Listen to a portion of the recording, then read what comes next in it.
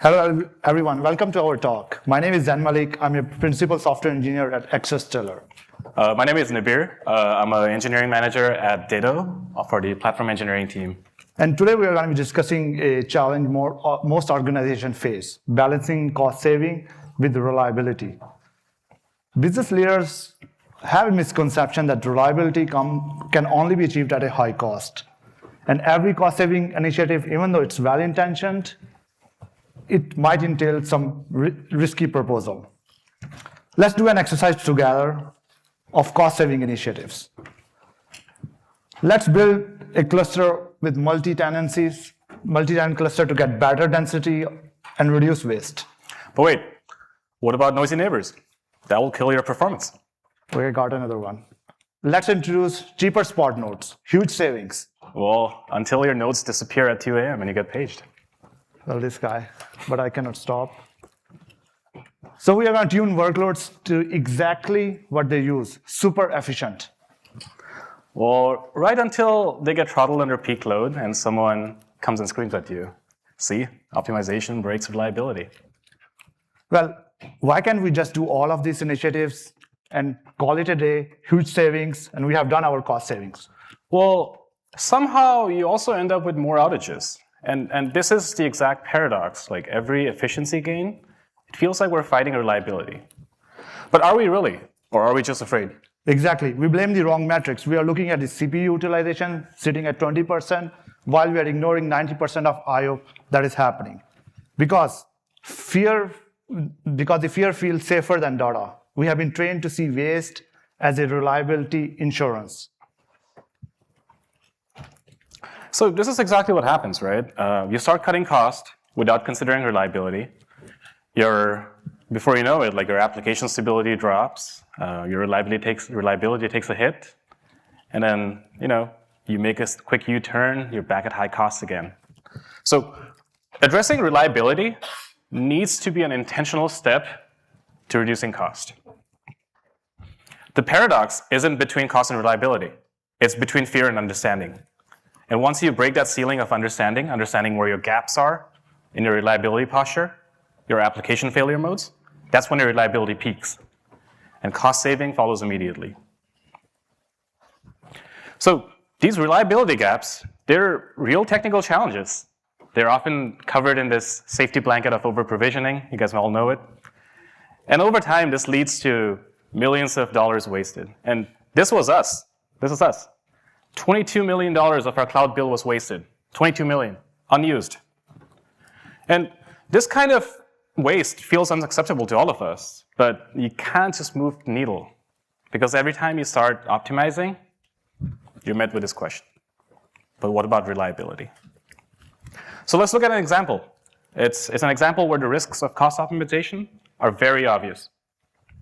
The data layer.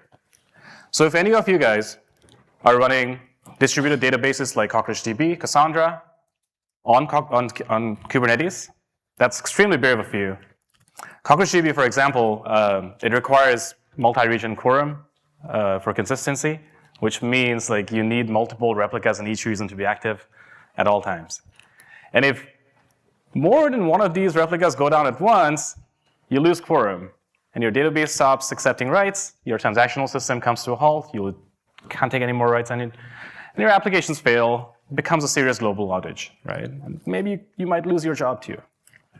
So once you learn of all these, like this risk, what do, right? The natural reaction there is panic. Right? You start putting like eviction blockers everywhere, like safe to evict false on your nodes, like your PDB zeros, eviction blockers everywhere. And before you know it, like it leads to massive waste. This is what we call the fear tax. So we need to make evictions safer.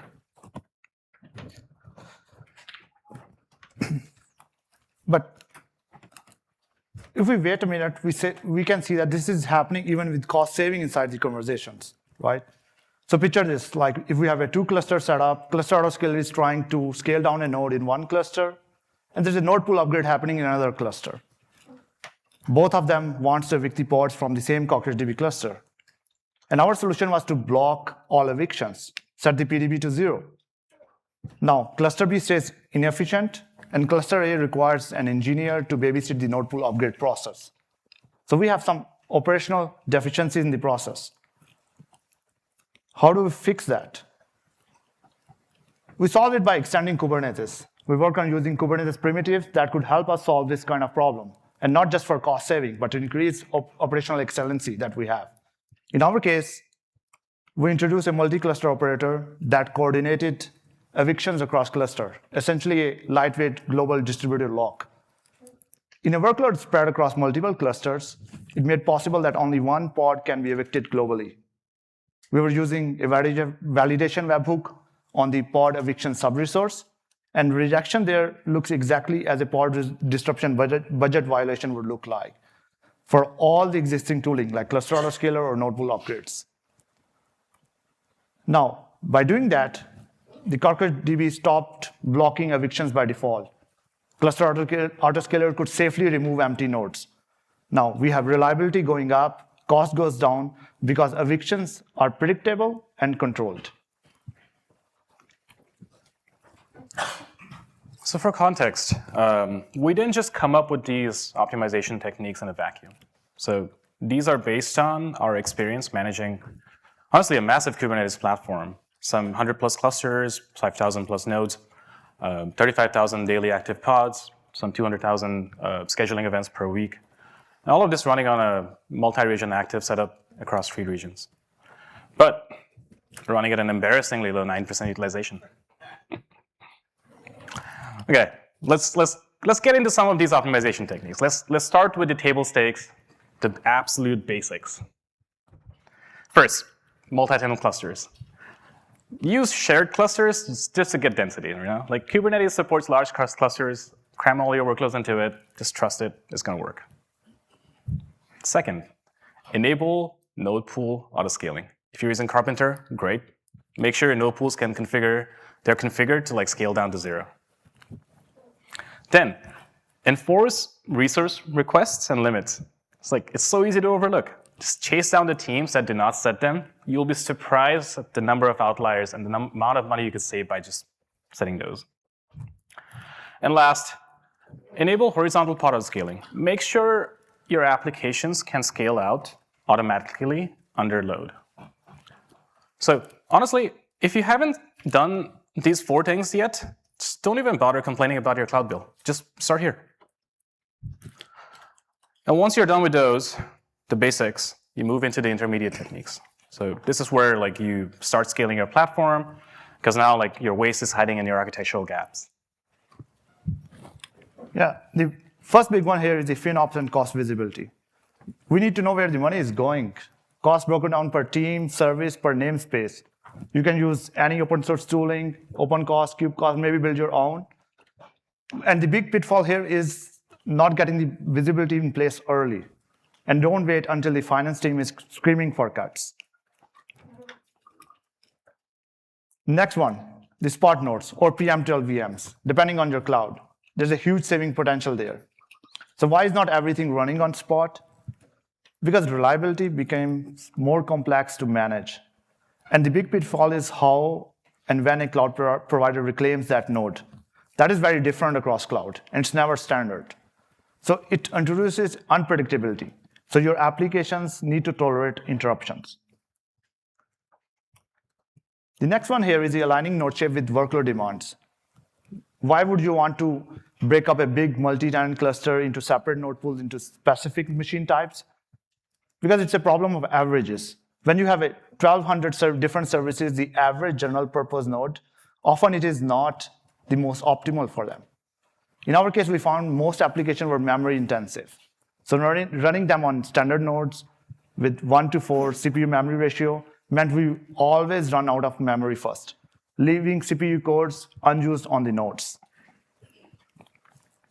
And finally, the custom metric-based autoscaling. This is where you go beyond the basics. You can use something off the shelf like Keda, or plug into custom metrics API to scale workloads based on your own signals. For example, request rate. This can make it more predictable, the performance of a pod, where we just read the signal that matters. So these are techniques that start making Kubernetes smarter. when you're not just saving money, you're designing systems that lead to reliability. Okay, now the advanced techniques. And this is where things get interesting. Things are getting serious here. Your infra cost is so high that it actually justifies dedicated engineers building custom Kubernetes tooling for optimization. So what do you build? Let's start with the big one, automatic request tuning. Continuously adjusting pod resource requests based on usage. Automating the whole process so engineers don't have to specify which requests they want for their workloads. Next one, by default, Kubernetes schedulers try to spread nodes evenly across nodes. Try to take back that control. Define your own bin packing strategy. Bring any custom scheduler for bin packing in that case. And then there's cluster autoscale optimization, or Carpenter, depending on what you are using. But you can use expander profile in cluster autoscaler to pick the best node group to scale.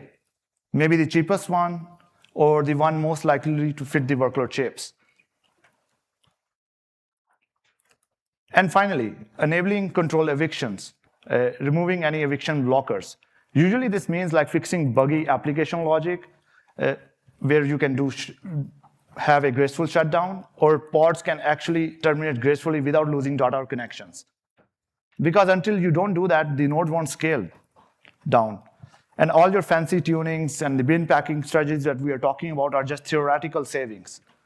This is where rubber meets the road, like where you actually cash in the savings, but also where the reliability fear peaks.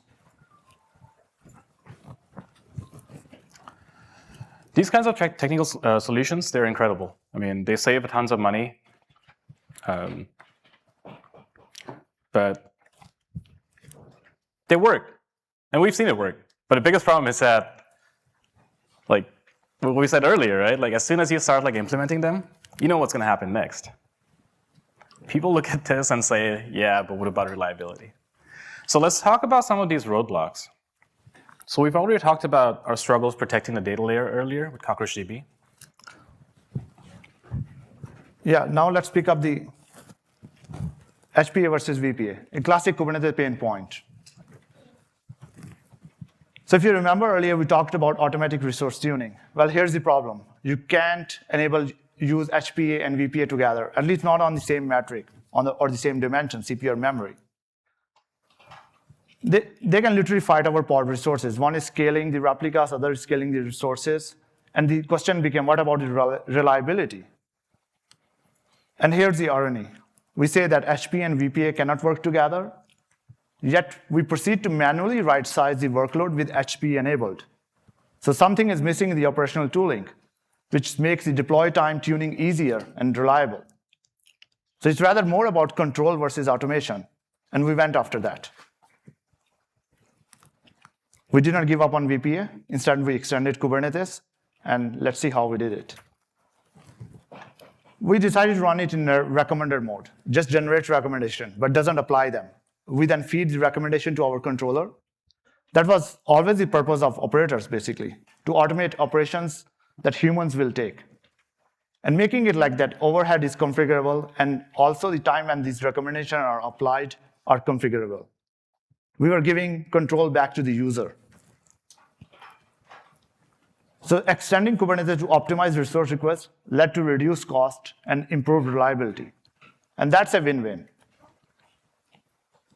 The next one of our technical roadblocks was like the different kind of challenge, node sizing.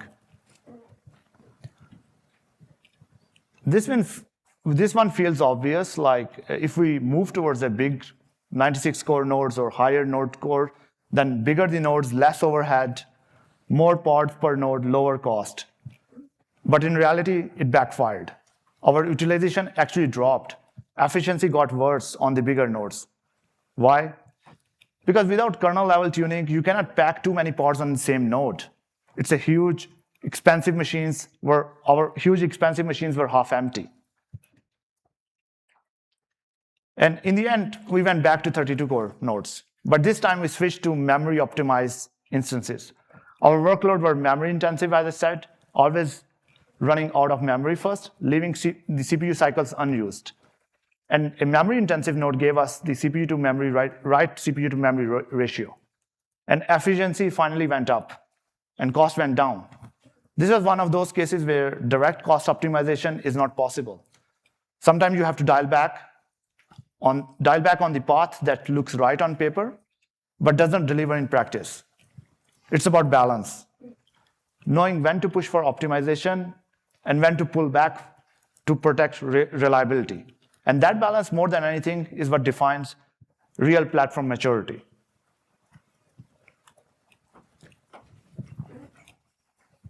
Okay, another war story, the Flink dilemma. This one's about knowing when not to optimize. So Apache Flink, as most of you guys have used, runs long ETL pipelines. Sometimes that could take 45 minutes, hours. Yeah. So naturally, someone's gonna ask the question, right? Why not move them to spot nodes? I mean, some 50, 60% cheaper compute, hard to ignore. So we tried. And the problem was, if a spot instance gets reclaimed mid-job, older versions of Flink cannot checkpoint and resume. So partial recovery was on the thing at that time. So when the spot node went away, the entire job has to restart from scratch, and this caused delays for critical data pipelines, it's just not acceptable for our application layers. So the potential cost saving from using spot nodes was overshadowed by the potential disruption cost to our applications. So we made the pragmatic choice here. So isolated Flink onto a dedicated node pool. We put them on on-demand instances. We allowed them to use eviction blockers too. Super white glove. It meant slightly higher cost for one node pool, but the overall platform cost was unharmed. So we saved some cost, but more importantly, we preserved reliability. All right, let's move to noisy neighbors. I think we all have seen this one, right? So noisy neighbor by definition is when workloads are competing for the same resource. Can be like pod maxing out CPU cycles or memory hungry pods causing node-wide instability, memory pressure, or other issues. But in reality, when we were going after those issues, what we found in our platform was that when the users can't root cause a failure, they were just blaming it to underlying platform. And they were calling it's a noisy neighbor issue. That made it a catch-all bucket.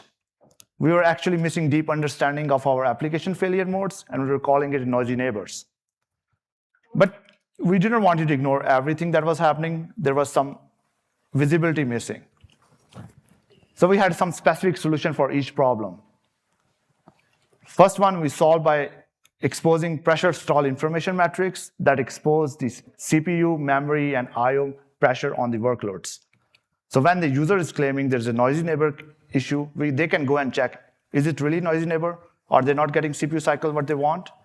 And in cases if there was, we introduced CPU manager static policy that increased reliability. They were using the pinned core on their workloads when they needed it.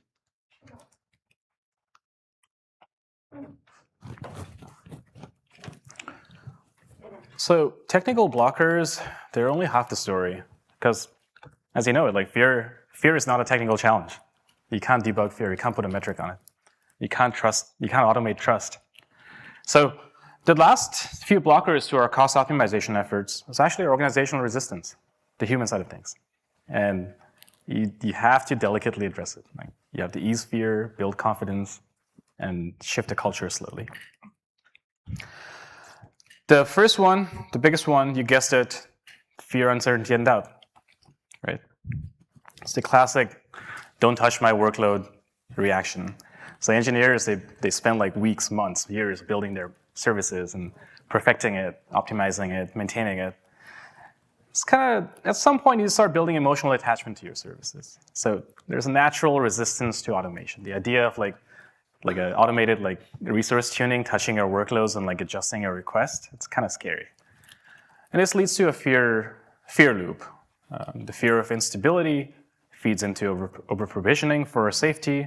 That leads to overhead and waste, and it buys you perceived reliability. So how do we break this loop, right? So we counter fear with radical visibility and control. So we built dashboards with CPU and memory usage over requested, and we plotted wasted dollars alongside. And most importantly, we also showed them the automated resource tuner proposals for like what it was trying to change the request to. So now like automation is no longer a black box, and we replaced fear with data. So, like at some point, like you can have this conversation about like, okay, like what was this instability in my service? Like, you can look at the automatic resource tuners requests and like adjustments and see like, hey, is it what caused it? We also gave the developers control. So we gave them opt-in and opt-out controls for when they want to be automatically tuned. So it's a single line annotation, no tickets required, no waiting. And if you're in the middle of debugging an incident, there's no need to panic page the platform team to modify its annotations. You could just do it self-service. So now people started trusting this tooling more because they have the control to say no when they wanted to. And that's how we broke the fear loop, with data, transparency, control, and a little bit of empathy. Now, visibility, it solves fear for most teams, but there are still a few workloads that people just refuse to touch, and we call them the sacred workloads. We've all seen them. Yeah, we all have them, like these super critical services with dedicated server, a massive buffers. And they always come with a story, like tied to revenue they're bringing in, or some historical outage, and they're over-provisioned permanently. There's no technical truth to this over-provisioning. It just felt safer that way. The observability was weak, the behavior was not well understood, so the fear filled the knowledge gap. And the result, massive waste hidden under the illusion of safety. So how do we fix that?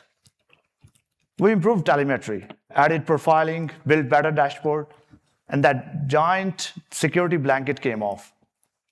So we fixed it by building confidence through visibility and not waste.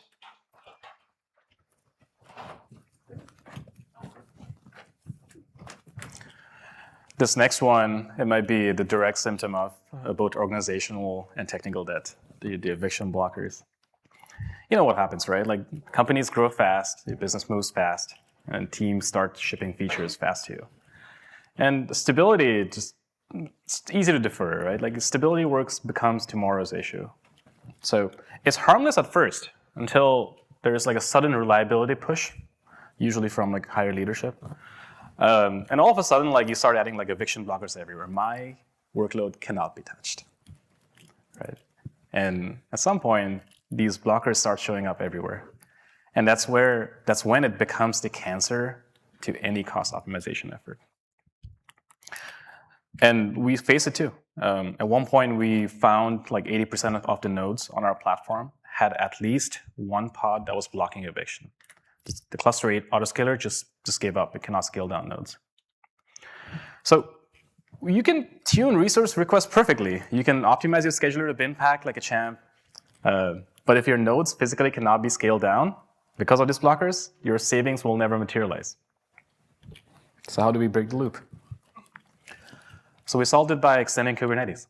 We introduced a disruption probe, a small admission webhook that gives workloads a way to verify if they are safe to shut down.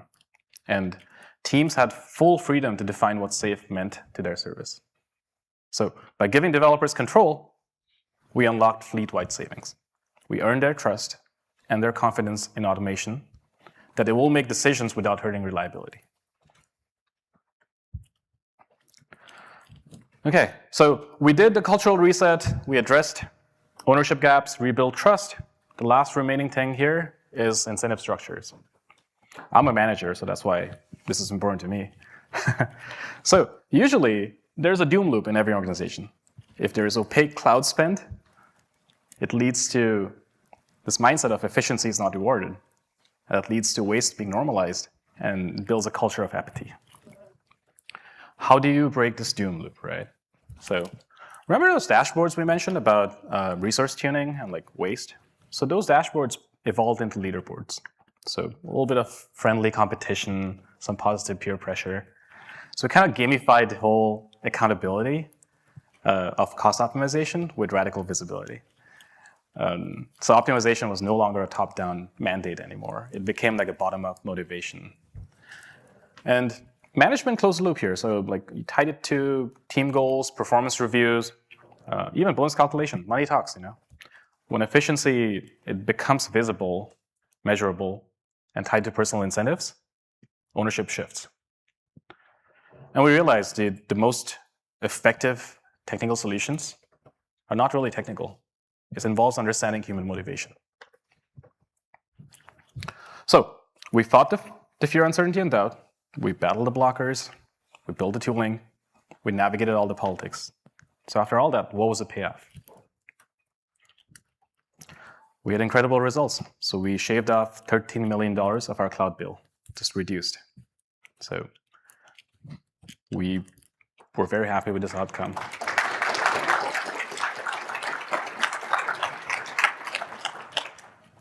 The biggest lesson we learned was you don't have to choose between cost and reliability.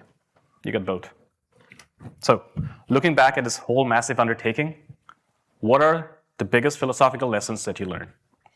The things that you should really take back to your own cloud-native platforms today. First, there is no silver bullet. Even with all the fancy automation, you still have to understand your application. How does it react under stress? What are the failure modes? What are its specific needs? Automation can assist, but it cannot replace understanding. Second, progress isn't always linear. You'll hit setbacks. For us, it was waiting for Flink to mature, or kind of walking back our 96 core node migration. So real-world optimization is going to involve some level of trial and error, and sometimes you have to admit that a path was wrong and got a correct course. So agility is key here, and success often boils down to how you handle the unexpected. Then, the most important one actually, you absolutely cannot optimize what you can't see or understand. You need to invest in visibility metrics, logs, traces, whatever it is, before you try to optimize any workload. Otherwise, you'll be flying blind and break things, and this will reinforce the very fear that leads to waste. So visibility enables confidence. The only way to counter fear is with radical visibility and control. And the ultimate efficiency of your platform, it hinges on balancing cost, performance, and reliability.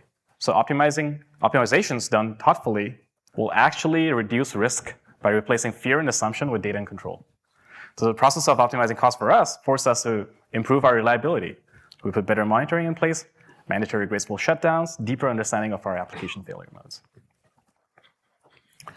And this leads directly to our final conclusion about Kubernetes itself.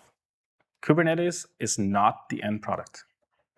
It is a framework for building platforms. It's not just a container orchestrator that you just install and use. You have to embrace its extensibility by writing custom controllers, configuring and optimizing schedulers, leveraging APIs like Lisa's API, like we did. You can transform Kubernetes from a simple resource allocator into an intelligent, self-optimizing system that is tailored for your specific needs. And that's how you will finally overcome the cost of organizational fear. So maybe we'll leave you with this final thought. Something for you to chew on. What unused or unallocated resources are sitting in your environments right now, acting as your expensive comfort blanket? What is insulating you from the hard work of analyzing and understanding your systems? What real risks, stability, security, opportunity costs are you taking by not tackling the optimization challenge? What are those hidden costs? What wastes are you currently accepting? Because the most expensive infrastructure, it's not compute, it's fear. Okay, so again, we'll leave a few links out here. Make sure you take pictures. Lots of QR codes here. So there's a QR code to a blog post we wrote about this topic. So the slides are up there too. I'm an EM at Datto for platform engineering. We're hiring actively, at least for my team, so please go check us out. And yeah, I'm at the booth 552 if you want to talk about infrastructure optimization. Really glad to have any discussions. We'll open up for questions. Yeah.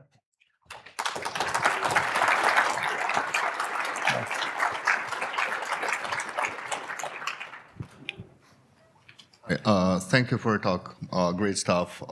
One implementation question. So the VPA recommender usage is brilliant. What is the source of data and metrics for the decision making of this recommender? Like, what if there is no historical data, and where is this historical performance data is coming from? Yeah. So when we're saying we're using VPA recommender, it means VPA itself. VPA has checkpoints and provides all the data there from the last 8 days, P90 max for the memory, and P90 average for CPU. In that case, like most of the cases when the users were coming, we were giving them configurable overhead. So on top of recommendations, they want to add 1 course, 2 course, they could do that. So in the places where VPA was not enough, they were able to configure their own recommendation. But the source was actually VPA recommendation. We didn't rebuild from scratch that part. Awesome, thank. Hey, thank you. I was curious about networking costs being non-trivial. Did you guys take a look at optimizing for network egress or ingress costs? Yeah, I think we didn't have enough time to put it on the slides. Probably should be another talk for that. So we had a lot of network costs by default configurations that is contributed to the cloud providers. For example, in our case, I will just put an example. API server in AKS is talking to your nodes via NAT gateway. That NAT gateway is the most expensive thing you can get there out, right? And if you are not monitoring that cost, that network cost is going to contribute to your platform cost. And for example, if you're using some controllers that are very aggressive, talking with the watches and everything like that, Argo CD Beat or some network policy manager from all nodes that is watching, only just running them alone is going to be, you're paying a huge amount of cost of network. So yeah, you're right. There are a lot of other network optimizations we have to take also, but we did not include in this. Yeah. Hey, I had a couple of questions. First one, what do you do about min replicas? I mean, everybody sets their min replicas way too high. Did you have to fight them with that as well? Sorry, can you repeat the question? Min replicas. Min replicas. Yeah. Setting min replicas for a service. Yeah, we had min replicas for services. Like that was the default configuration, the min and max replicas. And most of the time, the default was 3. Oh, okay. And that was coming like really at higher cost because most applications didn't even need that one. But that was setting the right default, if that's what you're saying, is also like another endeavor that we had to do, like changing the defaults. It was actually one of the first pitfalls we ran into when we were doing automatic resource tuning, because some of these applications with low traffic will get tuned to like 0 CPU. And we'll like adjust our algorithm based on that. Yeah. And did you try and push people to bigger pods? Or did you just let them set the size of the resources based on the usage? Yeah, I think like in our case, how we tuned our vertical scaling was super slow tuning, right? So it would happen over the period of months, actually. Sure. It was not happening every day. So if the users were like over the months were not using their pods with the high usage, it will naturally settle down to that amount. So we were not actually chasing user to move towards bigger pods, but move towards custom metric auto scaling if there was something else where the resource usage was not the real indicator there. Okay, thank you. Hey guys, my name is O'Neill. One thing that really piqued out of interest to me is under the advanced techniques, you mentioned about pod eviction or terminating pods and giving developers the control to say this pod is doing work or not doing work and can be killed. I'm finding similar struggles in my current product. And I was wondering if you guys used any open source tools or if you guys built something in-house, or if you could tell me a little bit about that. Yeah, I think, go ahead. Yeah, I was going to say, it's like this work is from a few years ago. So at that time, we couldn't find something that's open source that solves our problem. So we built something in-house, actually. And all of these things could be built using Kubernetes controllers. So essentially, we give like a disruptor, we create like a webhook, and we give every workload developer the option to like write a script that kind of gets invoked during an eviction. Okay. Yeah. And if you're interested, you should talk with Gregor. He built that. He's sitting there. He's the original author of it right here. So he can guide you like how we did it. It's really writing a operator controller, Kubernetes controller for that, and that's it. Maybe we'll do a different talk about it next time. Awesome. Thank you. see. Yeah, my question is kind of also related to eviction. A lot of times, okay, what's the question? A lot of times that's up to the developers, right? They may have some bad practice. What are some learnings that or common mistakes that people make that lead to eviction being blocked? Yeah. That you learn from this whole process. Yeah, I think we used to think like it's like bad practices and like it's like we have to push back developers. But like when you build empathy toward developers, I will give an example. CockroachDB, all the ports can be up and ready, but it might still have under-replicated ranges. In that moment, if you are killing the pods indiscriminately, it might cause an outage, right? And for them, they are just running a CockroachDB. They cannot go and change the way it's behaving. So we had to give them back the control and understand like what is going on. Some other cases were just developer velocity. Like they don't want Artifactory pod to go down during the week. They just want it to go down on the Sunday, like on weekends, right? So we could tell them, like, why not you build like on a fast storage where when it goes down, it comes back really quick. But building that kind of trust takes time. So if we just give them control and say like, you are right, because they are actual owner of the services, we are just building a platform for them. Okay. Yeah, it goes back to personal incentives, right? If I get yelled at when it's down, I don't want it ever down. So okay. Hello again. I wanted to ask about multi-cluster resource recommendation, which is something that's running in all the different clusters that are registered to have that automation happen. How do you source control the values that get generated? Or a better question is, if I have to reapply manifests, how am I reapplying manifests that were updated? Which one? I think, I don't remember exactly, but I think, so it's all maintained in etcd, the up-to-date values, but it's again, like I believe it was an admission webhook. When the next time the workload gets deployed, those values get pulled in and applied to those charts.